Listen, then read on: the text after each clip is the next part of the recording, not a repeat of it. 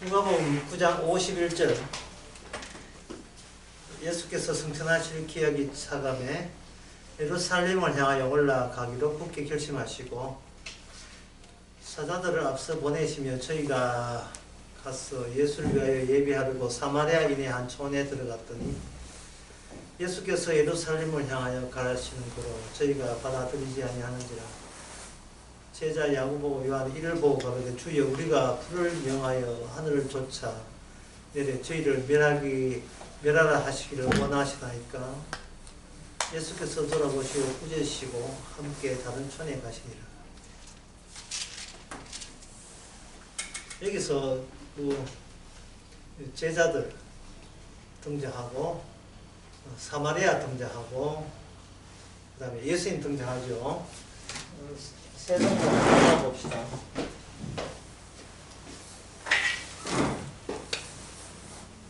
예수님이 이렇게 계시고, 예수님 계시고, 이쪽에, 여기 제자들이 있고, 여기는 사마리아인들이 있어요. 사마리아인은 예수님에 대해서 거부 의사를 분명히 했습니다. 거부한 이유는 오지 마세요. 우리는 당신을 필요치 않습니다. 그것은 사마리아인하고 유대인하고 사이가 관계가 좋지를 않았어요. 사마리아인은 그리심산에서 예배하면 된다는 것이고, 유대인들은 예루살렘에서 예배하면 된다는 것이고, 지금도 그 사마리아인에게는 사마리아 오경학이 따로 있어요.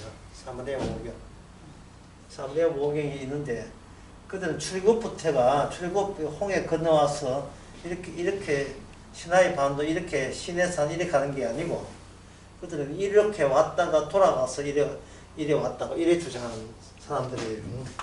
지금도 그 사마리아인들의 제사장이 있어서 사마리아 오경을 이렇게 주장합니다. 예수님을 하나의 유대인을 위한 메시아로 생각해서 자기는 거부를 하는 거죠. 메시아 아니라고 해서 거부했어요. 그러면 예수님하고 제자는 한 통속이다 생각되는데, 오늘 오늘 55절에 9장 55절에 보니까 예수님께서 돌아보시며 꾸짖으신다 했죠. 예수님이 누구 꾸짖습니까? 사마리아인 보고 꾸짖는 게 아니고 이제 제자들을 보고 꾸짖는 겁니다. 제자들은 예수님을 자기의 영역 속에 이렇게 품었다고 생각했습니다. 자기 영역 속에 품었다고 생각했습니다. 근데 이게 말이 안 돼요. 인간은 신을 품을 수가 없다. 또는 인간은 신을 알 수가 없습니다. 인간은 신을 알 수가 없어요. 알 수가 없지만 이 제자들을 보게 되게 되면 인간은 신을 알 수가 없고 신을 품을 수 없다. 아무리 이야기해도 제자들은 그리고 신에서 보내준 메시아를 고대하고 있는 거예요. 여기서 제자들이 신과 메시아를 고대하고 있다는 말은 하나님 따로, 제자들 따로, 메시아 따로, 제자들 따로가 아니라 자기들이 이해하는 신과 메시아와 자기와 함께 있다고, 그러한 상황이 오기를 고대하는 겁니다. 그러니까 제자들은 모든 가족을 버리고 모든 재산을 버리고 오직 누구만 따라갔습니까? 예수님만 따라간 거예요. 자기 결정이 옳은 결정이기를 바라는 거예요. 옳은 결정. 이게 오늘 교회에서 이걸 뭐라고 하냐면 이걸 믿음으로 따라갔다 또는 믿습니다라고 이제 언급을 하는 거예요. 여기서 이제 믿음에 대한 오해가 큰 오해가 있습니다. 인간들은 이 신과 메시아를 생각한다는 그 자체만으로 신이나 또는 예수님이나 메시아에 대해서 이것을 뭐라고 보냐 하면 믿음의 대상으로 봐요. 믿음의 대상. 나 안 믿고 나 대신 내가 믿어야 될 분은 내가 아니고 저쪽 편에 있는 하나님 또는 메시아 예수님이 내 믿음의 대상이다. 그렇게 이야기합니다. 그들은 이제 로마서나 갈라디아에서 나오는 사도 바울의 말이 있잖아요. 사람은 행함으로 구원받는 것이 아니고 그 다음에 네모 보통 나오죠. 뭐로 구원받았습니까? 믿음으로 구원받는다 했죠. 사람은 믿음으로 구원받는 거예요. 믿음으로 구원받으니까 예수님을 믿음의 대상으로 보는 거예요. 우리가 믿기만 하면 믿는 대상으로 예수님을 생각한다. 근데 이게 뭐 그런 쪽으로 잘못된 이야기입니다. 이게 잘못된 거예요. 예수님은 믿음의 대상이 아니에요. 예수님은 뭐의 대상이냐 하면 살해의 대상이고 제거 대상입니다. 모든 인간에게는 제거 대상이에요. 인간들이 믿음의 대상은 인간들이 이미 알고 있는, 제자들이 이미 알고 있는 신 메시아가 그들의 믿음의 대상이에요. 근데 예수님께서 누굴 꾸짖습니까? 이들을 꾸진다면 이들이 알고 있는 신과 메시아가 진짜 하나님과 메시아가 아니라는 것을 꾸짖는 겁니다. 꾸짖어 버려요.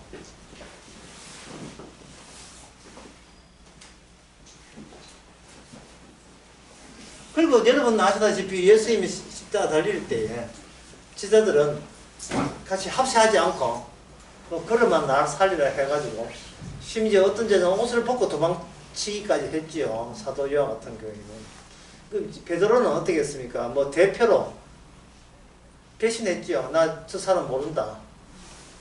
그냥 모른다 하면 먹혀줄까 싶어서 저 사람을 아주 적극적으로 저주한다 했어요.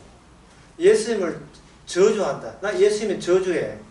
참 희한하죠. 저주해도 구원받았어. 베드로가 본인이 저주하면 그분에 의해서 본인이 구원받아요. 그러면 예수님과 함께 있으면서 무엇이 자기한테 늘 자석되었나 하면 나는 저분을 밀쳤고 저주했었다. 그런데 내가 저주한 그분이 도리어 나를 구원했다. 그렇게 되겠죠. 그래서 그 요한복음 21장에서 예수님께서는 베드로에게 다음과 같이 언급합니다. 예수님께서 베드로에게 너가 원치 않는 길을 갈 것이다. 원치 않는 길을 갈 것이다. 이것이 베드로에게는 얼마나 큰 사랑이고 복인 줄 몰라요. 왜냐하면 모든 인간은 본인이 원하는 길이 있을 거예요. 원하는 길. 이 본인이 원하는 길이 있으면 이 본인이 원하는 길에서 뭐가 나오냐 하면은 믿음이 나옵니다. 믿음이. 본인이 원하는 길에서 믿음이 나와요. 본인이 원하는 것은 본인이 달성하고 싶고 되고 싶은 목적 같은 거, 목표 같은 게 성립되거든요. 그 목표를 위해서 인간은 간절히 믿습니다. 열심히 믿겠습니다. 뭐 충성을 다하겠습니다. 이렇게 하면서 나는 주님을 믿는 것을 주께서 아시잖아요. 뭐 이런 식으로 자기의 믿음을 티를 내는 이유가 자기가 원하는 게 목표로 이렇게 앞에 있기 때문에 그런 거예요. 원치 않는 길이라 하는 것은 결국 뭐냐면 베드로에게는 어떤 목표나 어떤 목적되는 것을 이런 목적되는 것을 하나님께서 주님께서 비켜서 인도하는 거예요. 이게 뭐냐 하면 이게 바로 믿음입니다. 이게 믿음이에요. 믿음은 내가 노리고 있던 노림수가 네가 이런 걸 노리고 있고 이런 걸 얻기를 원했다는 것을 아시고 그게 믿음이 아니라고 지적하는 그 개입이 바로 믿음이에요. 그 개입이. 왜 그냥 일관되게 인간은 일관되게 예수님을 살해의 대상, 제거 대상 여기 하나 또 한 못한다면 미움의 대상이에요. 미움의 대상. 그런 노래 있잖아요. 미워 한 노래 있죠. 미움의 대상이에요. 뭐 일 안 되면 뭐 누구 탓을 해야 되는데 그 탓을 할 때 누구 탓을 하겠어요? 주님 탓하게 해야 되겠죠. 예. 그러니까 다시 말씀드려서 본인이 원하는 것을 본인이 포기를 못한 한 이 사람은 지금 믿음이 없는 거예요. 믿음이 없는 거예요. 그러니까 이 사람들이 이야기하는 그래도 나를 믿지 않고 주를 믿습니다. 로마서 보세요. 사람은 행함으로 구원받지 않고 믿음으로 구원받습니다 라는 말을 자꾸 성경기적 끄집어내가지고 자기 원하는 거지. 자기 원하는 거 그 목표로 하는 건 딴 건 뭐가 있겠어요. 성도의 목표가 뭡니까? 예, 구원받는 거, 천국 가는 거죠. 천국 가기 위해서 나는 행함을 하지 않고 믿겠다는 그것은 이미 본인이 원한다는 조건 때문에 이게 뭐지? 믿음에 해당되지 않고 이게 바로 행함에 해당되는 거예요. 이게 행함에 해당.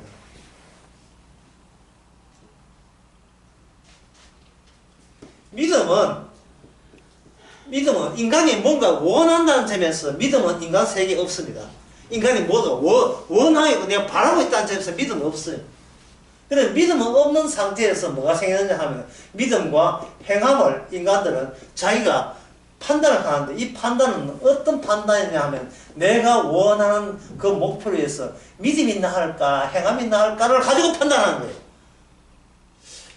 열심히 율법을 지켜서 천국 갈까 아니면 예수님의 그 공로를 믿음으로 구원받을까. 둘 다 이게 행함이에요. 둘 다 행함입니다. 주님께서는 내가 원치 않은 길로 가겠다는데 왜 우리는 자꾸 내가 원하는 것이 왜 그래 자꾸 생기는지 하다가 생기는지 오늘만 살고 그만 죽어야지 하다가 좀 뭐 팔순 생일 하잖아. 내가 더 살아서 손자 시집 가는 거 보고 가야지. 왜 자꾸 원하는 것이 자꾸 발생되는지. 이게 모든 일에 감사가 없는 이유가 짜증이 나는 이유가요. 내가 뭔가 원하고 있기 때문에 그래요.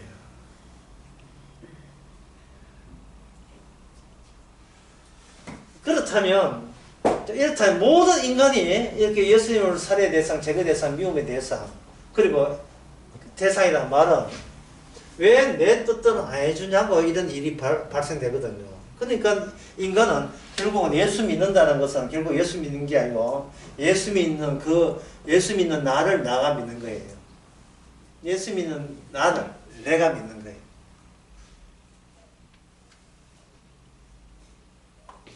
자, 이렇게 이야기하면 여러분들이 이제 내린 결론은 결국 인간에게 예수 믿는 것은 없다 해야 되죠. 인간에 있어서 예수 믿는 건 없다. 간단하잖아요. 인간은 자기 원하는 게 있는데요. 원하는 게 있으면 내가 원한다는 이유 때문에 그런 믿음이 아니고 전부 다 뭐가 되는 행함이 되어버리니까 행함이 된다는 말은 내 행위한 것을 내가 기대한 것 내가 마음에 쓴 것을 내가 믿기 때문에 나는 예수 믿고 싶어요 하는 그 나를 내가 믿는 것은 그건 믿음이 아닙니다. 내가 예수 믿어서 그 성경에 말씀대로 행함이 아니고 믿음으로 구원받는다 하니까 그 믿음으로 구원받는 그 존재가 내가 되고 싶어요 라는 생각 갖고 있는 이상은 더 이상 인간은 그저 믿음이라는 건 없습니다. 그러면 주님께서는 그럼 그 말씀을 왜 주시는가? 믿음 자체를 만들어내요. 믿음 자체를 없으니까 인간에게 없으니까 믿음 자체를 만들어내요. 주님께서 믿음 자체를 만들어내는데 이 믿음이라는 것은 한번 적어볼게요.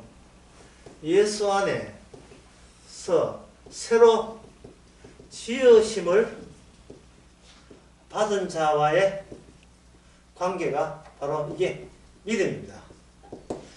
믿는 적 없으니까 인간은 믿고 해봐야 자기 자신을 믿기 때문에 아무도 없어요. 그 예수님께서 성령을 통해서 새로 만들어요. 니고데모가 예수를 믿고자 해도 주께서는 브레이크를 딱 걸었잖아요. 다시 태어나야 돼.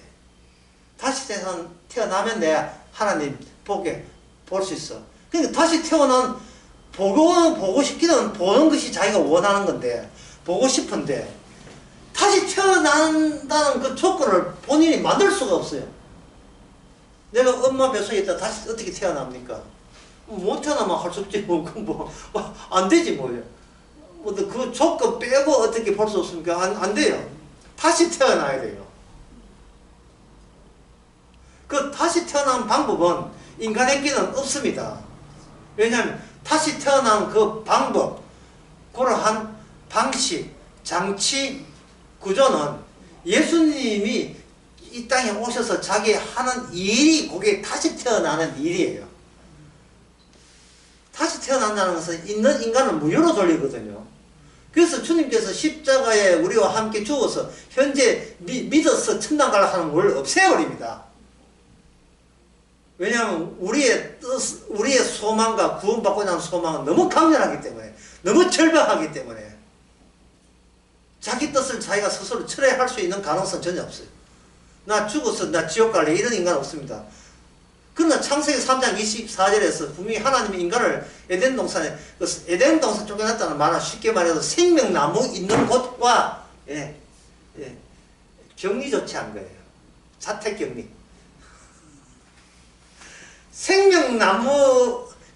생명나무를 떨어지면 그곳에 같이 있지 않은 상태를 가지고 뭐라고 하냐면 그것을 저주라고 이야기해요. 저주 또는 진정한 죽음이에요. 왜? 생명이 없으니까 생명나무에 없는 것을 저주 또는 죽음이라고 하는 거예요. 그 인간이 자기가 죽과 저주가 있으니까 생명 쪽으로 막 가고자 하지요. 그런데 어딜 넘바 해서 불 휘두르는 그 천사들을 가지고 강제로 못 가게 만들었어요. 이 천국에 못 가게 하시는 하나님이십니다. 우리 하나님이 참 좋으신 하나님이죠. 천국에 못 가게 하시는 하나님. 천국에 가려면 천국 가려는 나를 죽여버리고 예수님께서 새로 만든 자만이 만들어 보니까 그 자궁, 그 만드는 그 자궁이 여자거든요. 여자에게만 자궁이 있다는 말이죠. 여자의 자손으로서만 새로 지음을 받는 거예요. 그래서 여기 이사야 7장 14절 유명한 말씀입니다. 하나님께서 그 이사야 7장 14절 여러분들이 보고 계시는 분 있죠? 누가 한번 읽어보세요. 이사야 7장 14절.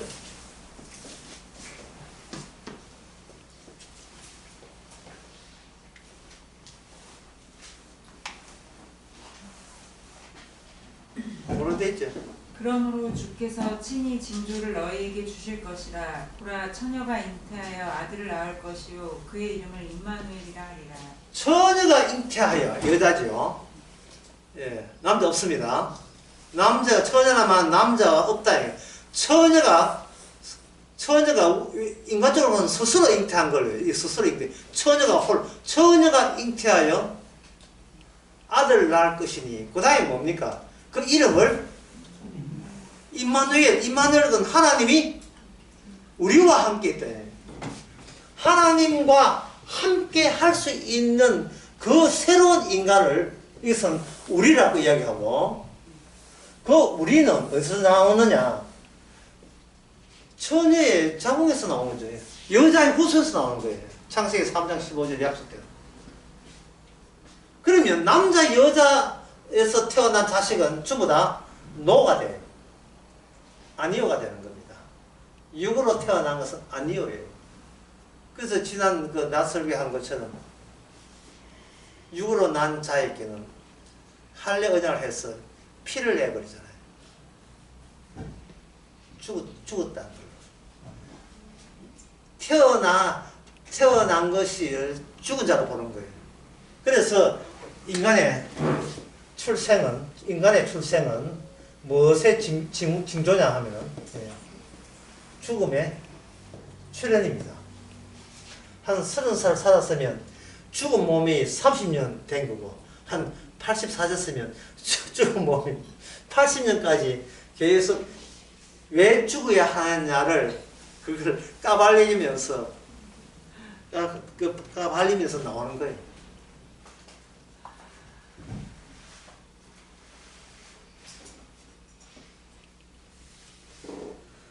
바깥에서 안쪽에서 생명이 있는 사람은 바깥으로 뭘 밀어내냐 하면 죽음을 밀어내요. 죽음을 밀어내요.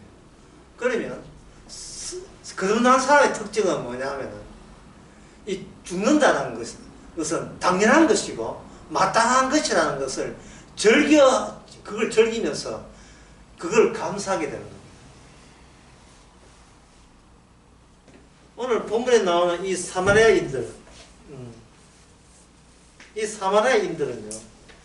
무엇을 보았냐 하면은, 자신의 죽음을 시시한 걸로 보지 못한 게 잘못이에요. 이거 자신의 죽음을 시시하게 보지 않은 게 문제예요. 그 증거가 있냐 하면은, 옆에 제자들이 뭐라고 하냐면, 54절에 제자 야고보와 요한 이를 보고 가로되 주여 불을 명하여 하늘을 쫓아 저희를 멸하기를 원하시나이까 라고 했어요. 그러니까 예수님과 한 통수에 갖고 자부하는 제자들은 인간이 죽는 것은 그렇게 중요한 일이 아니라는 것은 그들이 이미 익히 알고 있는 거예요. 주님과 멀어지면 그거는 살아도 산 게 아니라는 것을 제자들이 이미 익히 알고 있는 겁니다. 하늘에서 불이 떨어져서 완전히 싹쓸이 해버리세요. 이거는 사람 죽이는 것을 만약 별집단 태우는 거, 폐기물 태우는 식으로 그렇게 이해하고 있는 겁니다. 왜? 인간의 죽음은 그다지 중요한 문제가 아니기 때문에, 시시한 문제이기 때문에. 시시한 문제. 근데 사마리아인들은 자신이 예수님을 거부했을 뿐이지 그걸로 인하여 자기가 죽는다는 생각을 감히 못한 거예요. 뭐 우리 마음에 안 드니까 가세요 이랬을 뿐이지 그걸로 인하여 하늘에 불이 떨어져서 당장 죽어도 우리는 할 말이 없을 정도로 큰 잘못을 저질렀다는 생각을 그들은 못하는 겁니다. 그것은 자신들이 죽음을 바깥으로 내미는 게 아니고 죽음을 자꾸 안으로 숨기려고 하는 거예요. 죽음을 안 죽으려고 하는 거예요. 쉽게 말해서 안 죽으려고 하는 거예요. 그 집에 내놓으면 되는데, 생명이 있기 때문에 쓰레기 같은 이 목숨은 바깥에 내놓으면 되는데, 생명이 없는 사람은 있는 게 이 목숨밖에 없기 때문에 그 목숨을 아둥바둥 어떻게 쥐고 있어야 되는 거예요. 코로나 걸리면 그 집에 자택 격리해가지고 뭐 해야 되는 거예요. 그게 다 시시한 일인데. 한번 적어볼게요. 죽음은 시시하다. 시시해도 너무 성도 입장에서는 이 죽음은 무슨 죽음이냐? 가죽음이에요. 죽음도 아닌, 가짜 죽음이에요. 가짜 죽음이라는 말은 그 죽음 때문에 부들부들 떨거나 주눅들 일은 필요치 않다는 겁니다. 생명이 있는 사람. 이는 그래요. 그래서 인간들은 이 가짜 죽음이 무서워해서 어떤 목적을 갖는데, 그 목적이 뭐냐면 될 수 있는 대로 죽음과 멀리 떨어지기. 떨어지기. 될 수 있는 대로 죽음과 멀리 떨어져야 내가 한숨 쉴 수 있다는 거예요. 이스라엘 백성들이 광야 오면서 죽게 원망한 이유가 이게 죽음이라는 것을 너무 가까이 있기 때문에 불안해서 죽게 원망한 거예요. 물이 있어요. 뭐 양식이 있습니까? 떡이 있습니까? 도대체 하나님께서 우리를 왜 이끄시는지를 그들은 납득이 안 되는 거예요. 주님이 주님께서 이스라엘 백성을 데려가는 것은 주님의 땅에, 약속의 땅에 함께 살기 위해서 이 한 목적이 있는데, 이스라엘 백성은 목적이 뭐냐 하면 하나님이 나를 살려주겠지 하는 거예요. 하나님이 이스라엘을 살려주는 것은 하나님의 목적이 그게 들어가 있질 않아요.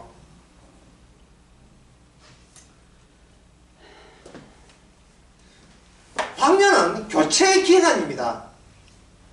생명이냐 네 목숨이냐 분명히 하라. 그 두 차이를 알라는 거예요. 목숨 같으면 그동안 목숨 지키려고 하는 그 방식 있잖아요. 양식 묻고 물을 묻고. 그러나 생명은 그게 아니에요. 생명은 하나님이 함께 있는 겁니다. 제가 괜히 이야기하는 게 아니고 신명기 8장에 나온 거예요. 그들에게 만나를 주었는데 그걸 네 눈에 양식으로 보이냐? 양식이 아니고 그것은 뭐냐 하면 말씀이에요. 만나가 말씀이에요. 만나가 내려올 때 눈 내리듯이 펄펄 내려올 때 말씀이 내려간다고 봐야 돼요. 사람은 양식으로 사는 게 아니고 말씀으로 사는 겁니다. 근데 식구들은 뭐 오늘 아침 뭐고 오늘 밥 잡쌌어요 이렇게 하죠. 오늘 말씀 잡쌌어요. 오늘 아침 말씀은 뭔데? 이래 물어봅니까? 예? 학교 급식할 때 빵하고 뭐 이런 거 내놓지 성경 말씀 쭉 펴놓고 오늘 학교 급식 급식 할 것도 없어요. 급식 그렇게 하는 거예요.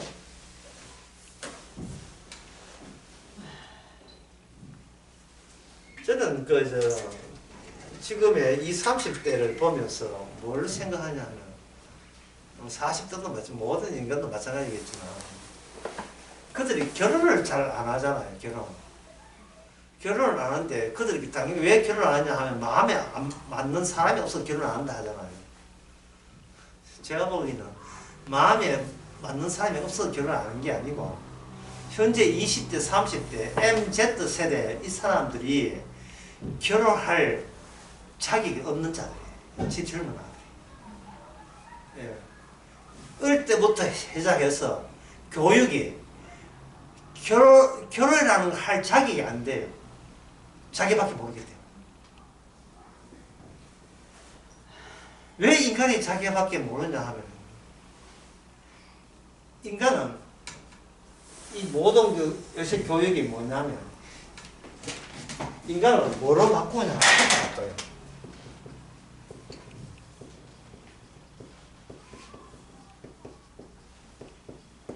계산하는 사람으로 준다. 교육을 다 받았다. 계산하는 사람, 카운트하는 사람, 척정하는 사람. 자꾸 전제죠. 계산하고 척정하고.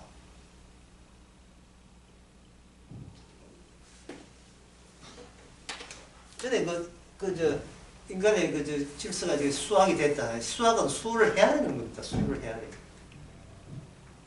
수를 헤아리는 이유가 수를 헤아리면서 별 하나 별둘이 헤아리면서 이게 내 것이 되기 때문에.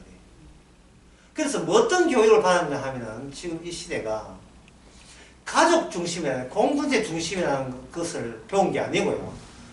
나만 잘 되면 우리 식구들 좋아하더라. 그 교육을 받은 거예요. 나만 잘 되면.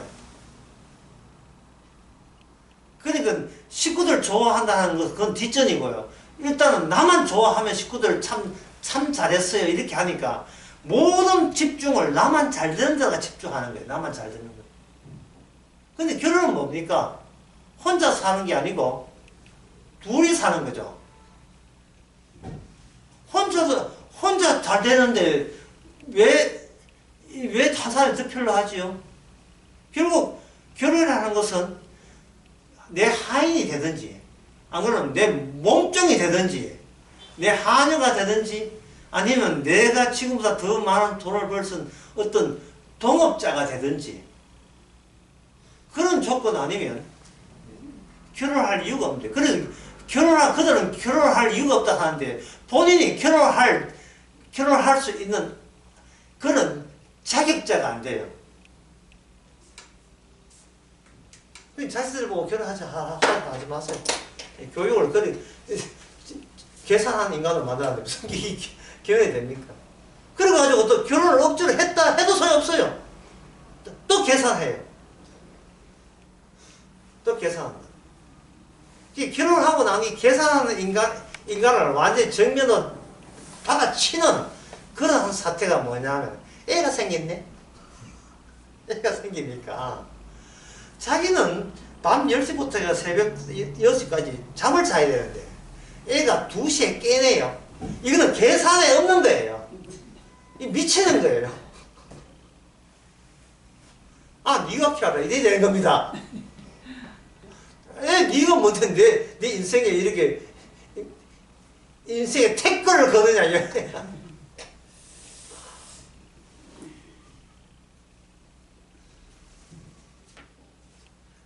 그만큼 우리 자신의 이 죽음에 대한 내가 힘을 길러야 죽음에서 좀 멀리 죽음의 그 유업에서 멀어 떨어질 수 있다. 영감이 많다든지 뭐 부동산을 막 하든지 안심을 하는 거예요. 그래서 이 더러운 세계에서는 더러운 세계 이 교회에서는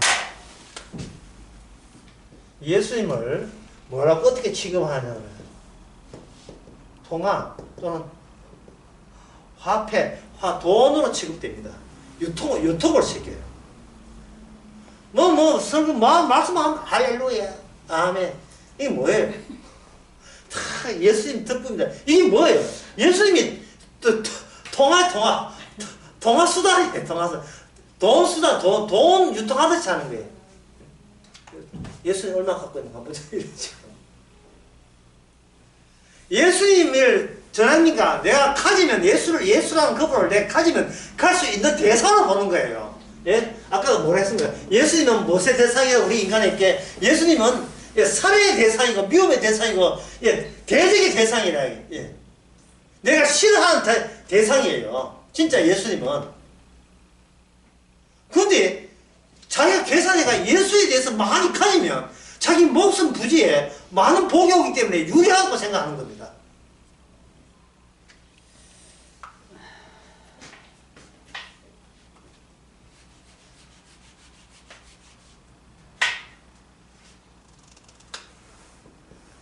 말씀이 양식입니다.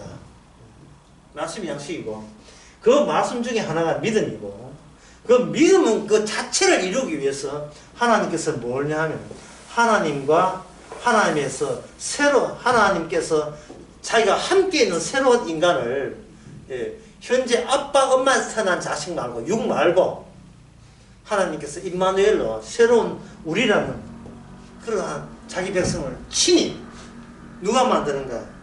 예수님께서 친히 만들어요. 그거를 가지고 뭐냐? 예수님의 창조라고 해요. 창조.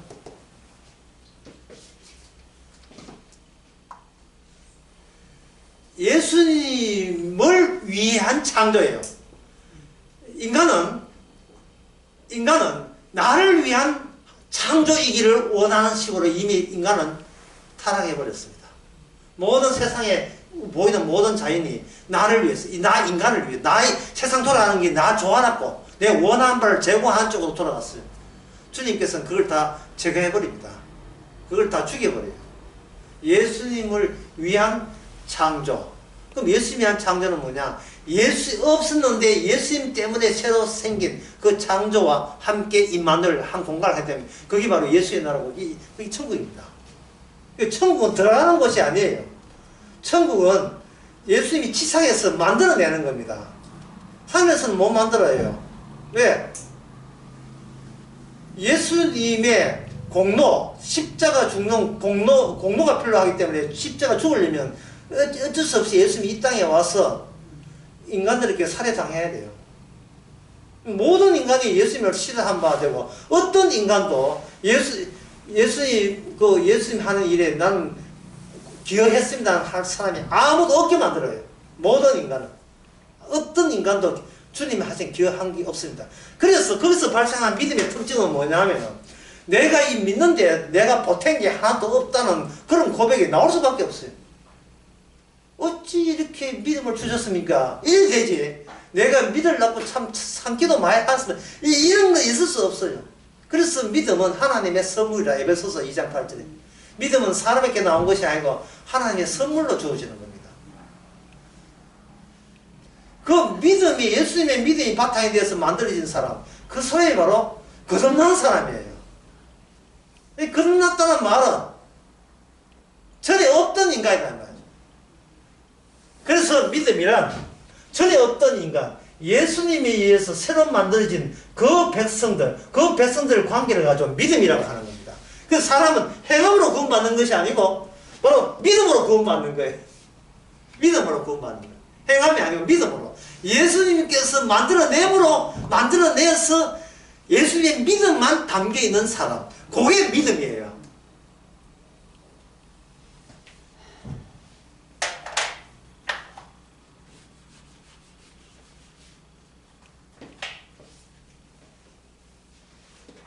그런데 이 54절에 보면 그 제자가 이런 이야기 하죠. 우리가 불을 명하여 하늘을 쫓아 하늘을 따라서 내려오게 해달죠.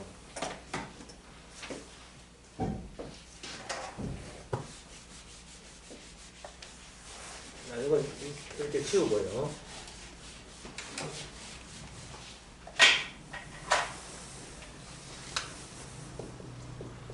하늘이 어디 있느냐? 어디 있느냐? 제자들은 하늘이 있다고 생각한 거예요. 하늘이 있다 생각해요. 그러나 예수님께서 이미 하늘을 통해서 하늘이 열려서 예수님이 이 땅에 오셨습니다. 오셨으면 예수님 자신이 뭐가 되냐 하면 지상에 내려온 하늘이 돼요. 예수님 자신이. 이걸 요한복음 15장에서는 나를 본 자가 아버지를 보았다고 하는 엄청난 말이죠. 나를 본 자가 아버지를 보았거늘 어찌 너희들은 자꾸 아버지를 보이라고 이야기하느냐. 내 하는 일이 곧 아버지의 일이다.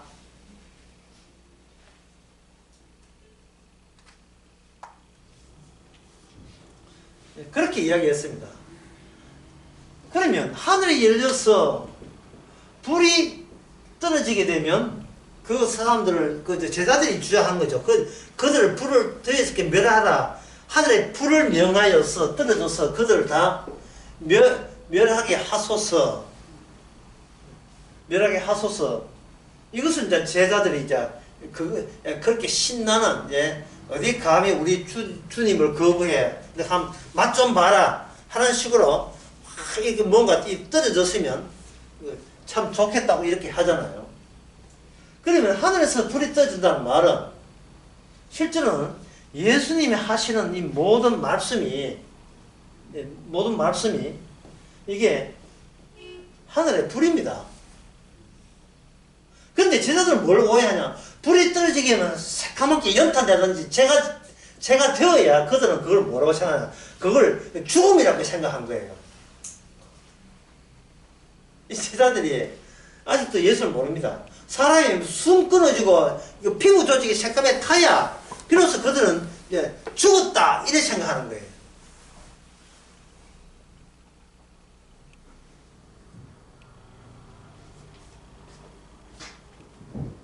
그들은 진짜 죽었다는 게 뭔지를 몰라요. 인간이 이거 죽었다는 게. 주일날 설교도 했지만 다시 한번 보겠습니다. 이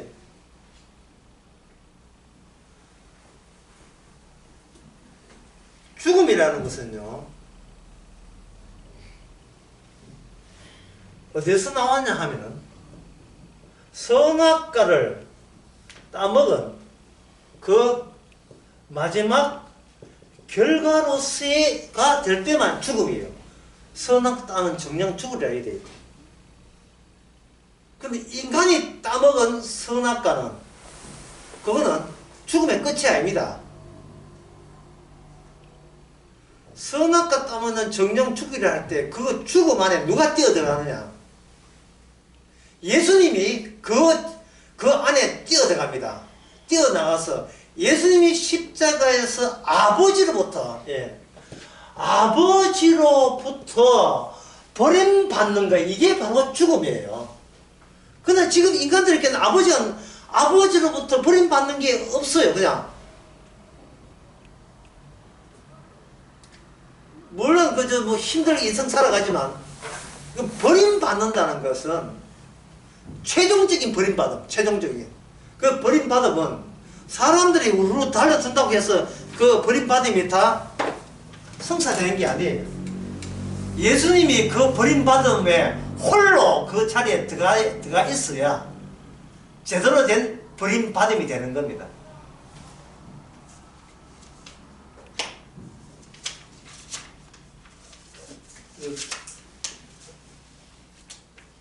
이게 상당히 어려운 이야기이기 때문에 글을 한번 써볼게요. 십자가에서 그 예수님이 하신 말씀이 아버지 어찌 저를 하나님 어찌 저를 버리시나이까 하는 말을 했잖아요. 이것은 아들이 하나님 아버지를 소환하는 거예요. 자기 죽음에 이게 내가 십자가 죽는 것은 여기에 누구의 뜻이 들어오냐 하면 아버지의 뜻이 여기에 관여되어 있음을 십자가에서 외치는 거예요. 어찌하여 나를 버리시나이까 뭐 시편 20편 그거 외워서 한 것도 아니고요. 자기가 너무 아파서 주님에 이렇게 버림받은 것에 억울해가지고 하면 마지막 죽을 때 죽더라도 하면 나는 옳았다 그 화살을 하는 게 아니고 아버지 어서 이 자리에 함께 오세요. 오셔가지고 아들과 아버지 사이에 없는 틈을 만들어버려요. 없는 틈을. 이거는 건너갈 수 없어요. 틈을 만들어버려요. 그게 바로 뭐냐? 그게 죽음입니다. 생명과 완전히 갈라져서 틈이 되어버린 거예요. 마치 왜 지옥은 천국으로 왜 못 가느냐? 그게 틈이 생기기 때문에 그렇습니다. 그 틈은 누가 만드는가? 아버지, 아들이 아주 작심하고 만든 틈이에요. 그래서 지옥 가는 사람 천국 못 가, 천국 가는 사람 지옥 못 갑니다. 거듭나지 않으면 구원 못 받아요. 그 틈 때문에 그런 거예요.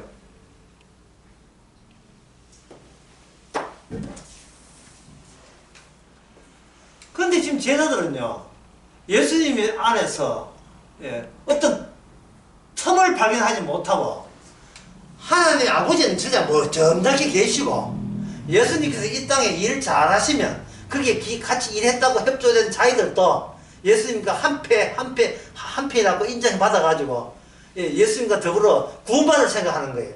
틈이라는 거, 완전히 균열된, 건널 수 없는 틈이 예수님에게 있다는 것은 제자들이 상상도 못한 겁니다. 예수님 자신도 틈에서 못 벗어나, 자신도. 아버지와 자기 사이에 있는 틈도 본인도 못 건너가요. 성령이 오셔야 합니다. 성령이 오셔야 예수님께서 사흘 뒤에 부활에 들어갈 수가 있습니다. 예수님은 그 사실을 모르는 거 알아요. 마태복음 16장에 내가 고난받고 난 뒤에 사흘 뒤에 살아난다는 것도 아시고, 여기 51절에 보면 예수께서 승천하실 기약을 차감해. 예수님도 알아요. 알지만 지식이 되는 게 아니고, 바로 이 틈이라는 그것에 대해서 그 틈 자체를 위해서 예수님은 철저하게 자기 자신을 포기해야 되고 희생해야 되는 거예요.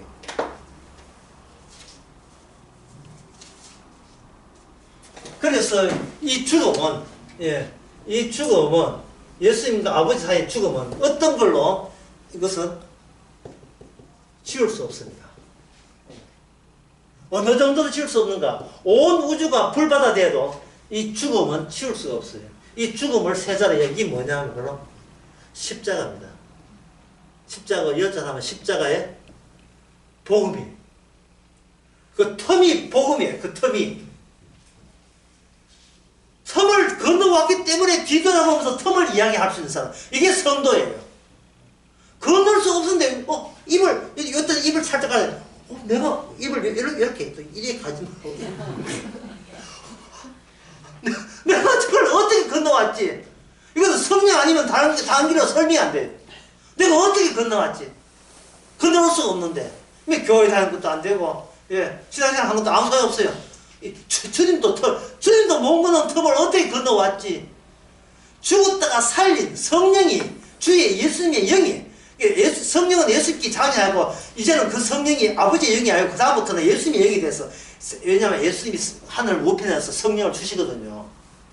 주시는 이유가 아버지가 아들에게 한 그것을 예수님이 그 주의 자리에 앉아서 아버지가 한 것을 그대로 우리에게 하시는 거예요. 그 주의 자리에서 하나님 원편 그 오른쪽에서 사도행전 2장에서 베드로 설교하는데 성령을 주심으로써 요한복음 1장도 나와요. 성령을 주신 분이 우리에게 성령을 오신 그분이 바로 성령을 받은 그분이 우리에게 성령 세례를 주실 분이라고 요한복음 1장에서 예언되어 있죠. 요한복음 1장 요단강 그 세례 받을 때 이게 우리에게 오전에 성령을 주시는 거예요. 성령을 주시니까 이거는 그 어떻게 거듭나야 됩니까? 라는 니고데의 말에 대한 답변이 성령으로 말미암아 거듭나게 된다. 다시 태어난다. 성령으로 말미암아.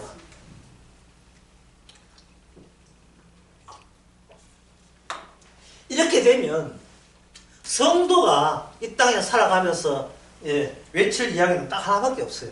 그것은 뭐냐면 이 죽음 이야기. 모든 인간 죽었고 예수님도 죽었다. 그러나 예수님의 죽음이 자기 택한 백성을 위한 대신의 죽음이었다. 이 이야기가 할 수밖에 없는 이유가 그게 유일한 현실이고 그게 바로 하나님의 비밀이기 때문에 온 우주의 핵심 비밀이 이거예요. 다른 것은 없어요.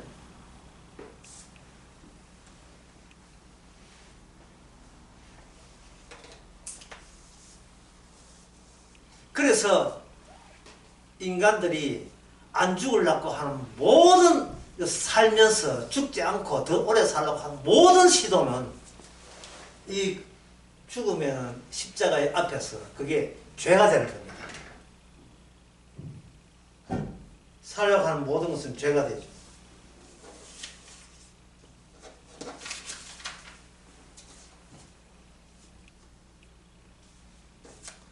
예수님과 그 인간의 틈새가 곧 하나님과 예수님과의 틈새였고 그것이 예수님과 제자들 사이에 틈새가 되는 겁니다. 미리 한번 보시면요. 여기 60절에 봅시다. 59절에 보면 또 다른 사람이 나를 쫓아라 하시니 그가 가로되 나는 먼저 가서 내 부친을 장사하게 허락하옵소서 그러사되 죽은 자들로 자기 죽은 자들을 장사하게 하고 이렇게 나오죠. 우리 아버지 돌아갔을 때 장례 치러야 되지 않습니까? 하니까 예수님께서 죽음을 두 가지 종류로 이야기해요. 죽은 자들로 하여금 두 가지 한 종류죠. 죽은 자들로 하여금 자기 죽은 자를 장사하게 하고 다시 말해서 살아있다 죽었다라는 그 너희들의 생각 자체가 그것이 이 계획을 뛰어넘을 수 없는 저주받는 상태, 죽음의 상태다 이 말입니다.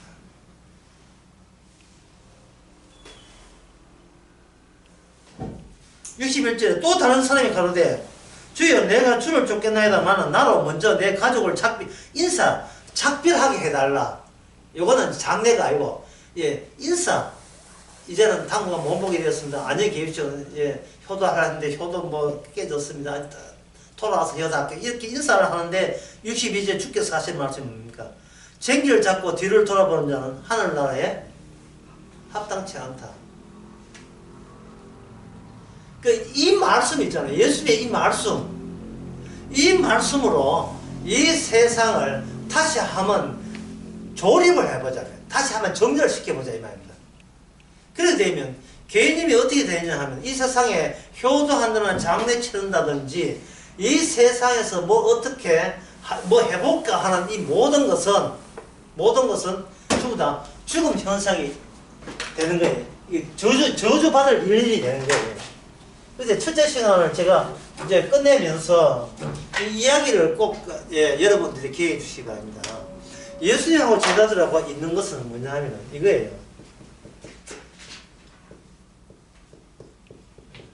이제 자리에 옮겨서 이야기하자.